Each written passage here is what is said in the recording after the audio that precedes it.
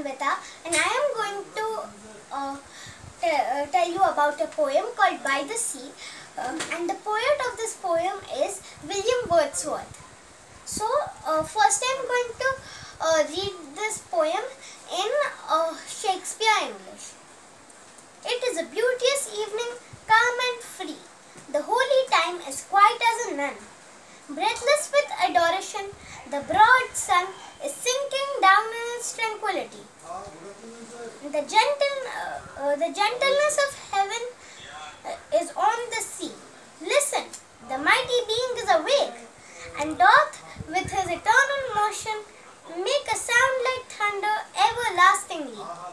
Dear child, dear girl, that walkest with me here, if thou appear untouched by solemn thought, thy nature is not therefore less divine. Thou liest in Abraham's bosom all the year, and worshipst at the temple's inner shrine. God being with thee when we know it not. So now I am going to explain this poetry in normal English. It is a beauteous evening, calm and free. So that means it is a beautiful evening, calm and free. The holy time is quiet as a nun. So in this sentence they are having a simile. A simile is basically when you are comparing two things. So here they are comparing the holy time and a nun. And breathless with adoration, the broad sun is sinking down in its tranquility. So the sun is broad and it is sinking in its tranquility. So what does it mean, the sun is sinking? What does it mean? So it's kind of sunset. That's what William Wordsworth is trying to explain, that it's sinking as it's sunset. It's sinking in the tranquility. And the evening is beautiful because of that.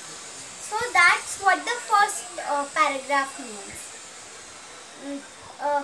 Now the gentleness of heaven is on the sea.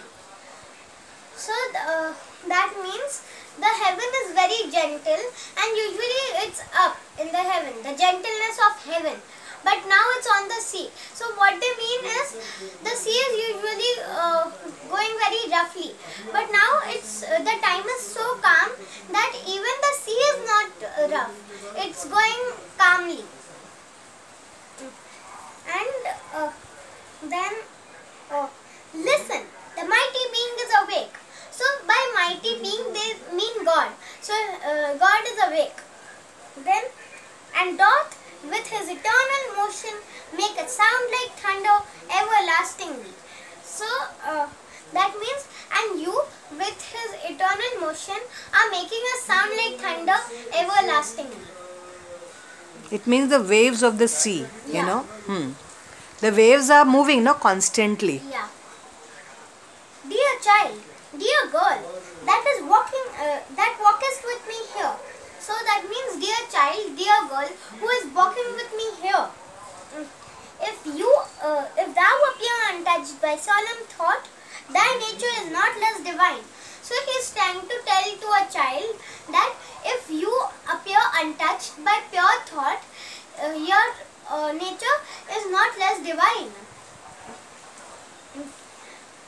Thou liest in Abraham's bosom all the year. So he is telling that you lie in Abraham's heart all the year, and worships at the temple's inner shrine. So it means, and worship at the temple's inner shrine. God is being with thee when we know it not. So that means God is with you even when you don't know it. They are trying to say that the child, any child, is so pure that they are next to God. They are very pure like God. They are divine. Yeah. And the rhyme scheme of this poem is A-B-B-A, because it is free, and the first, I am telling the last words of the first paragraph now. Free, none, sun, tranquility. So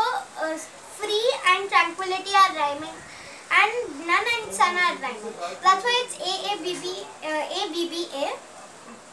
And then the same thing is for the second paragraph. A-B-B-A. Because it's see, awake, make, everlastingly. So see and everlastingly are rhyming, and awake and make are rhyming. Now for the third and fourth paragraph, it's C, D, E and C, E, D. So it's here and thought and divine, and that's for the third paragraph. So here thought divine, and then for the fourth paragraph, here shrine not.